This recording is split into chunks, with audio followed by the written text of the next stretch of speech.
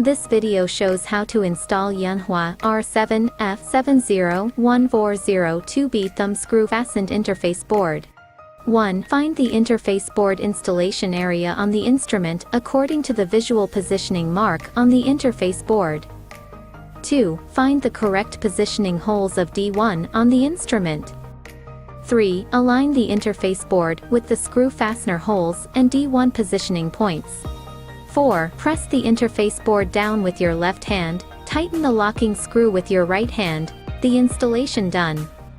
5. Confirm again that the interface board D1 positioning pins are completely aligned with the D1 positioning holes of the instrument.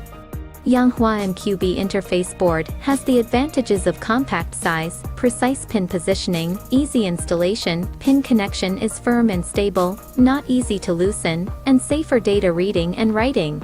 Thank you for watching.